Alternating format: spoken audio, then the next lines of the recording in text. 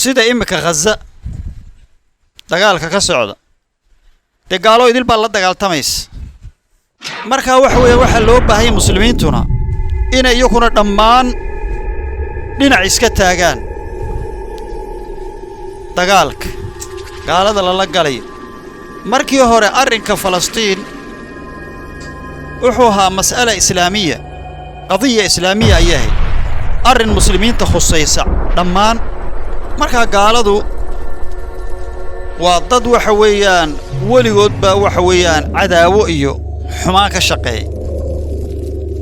waxay gaadheen heer inay dadkii waxa weeyaan dhowr nooc u tashkiiliyaan mid kastaba waxa weeyaan wax buu ku takhasus shubahaadka diinta shahawaadka nafta siyaasadda qabyalada nin kastaba si ayaa loola imanaya intaasina wax weyn way kugu dhex jiraan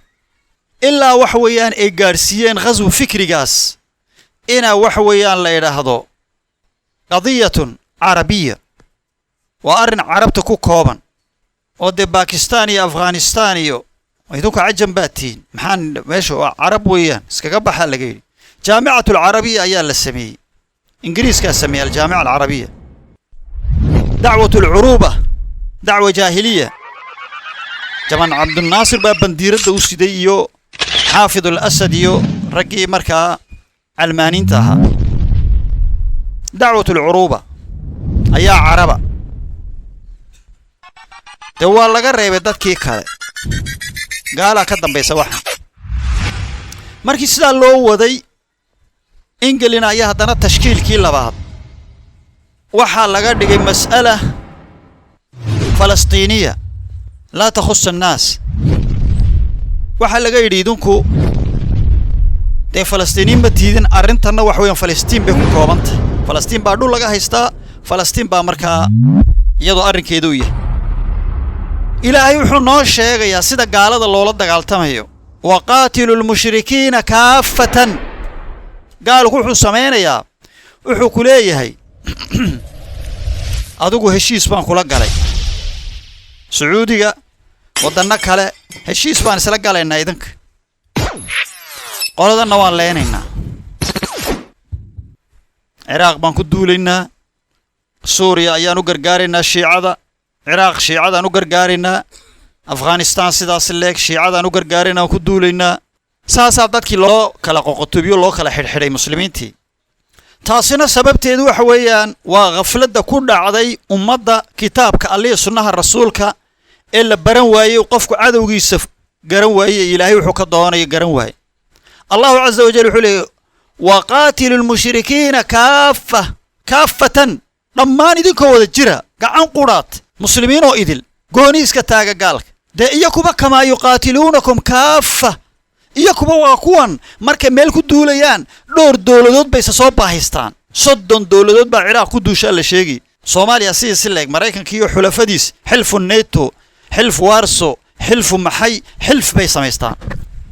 ilaahay baa noo sheegay ina wax weyn dhinac qura laga wada joogsado gaalada saasa lagu guuleysanayaa wa'lamu waxaad ogaatiin anna allaha ilaahay ma'al muttaqiina ilaahay wuxuu u nusreenayaa oo macooga yahay muttaqiinta kuwa ilaahay ka baqa jihaadku wuxuu baahan yahay isdiyaarin استعداد المعنوي هي المادي وتربية الشباب الجو الإيماني وتدريبهم في السلاح هبك إنا اللبرو أوردك اللبرو بد اللبرو للي ير انت لغو مشغولين يو كباد يو وحيالك هلا وإنا للي ير أداك نقضان ماها تارزون قرابة رق قرابة دوسا أروغا ودكلو ديرادين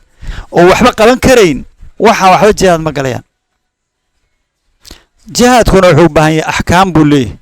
شروط بوليه يا تو waxa la eegaya gaaladu haday ka awood weyn tahay de marka ugu horeysa ha isku dooran nabiga kaleey salaatu wasalaam iyako maka jooga kaan mustadcafiin de waxa laga yiri kufu aydiyakum wa aqiimus salaa saaseed ma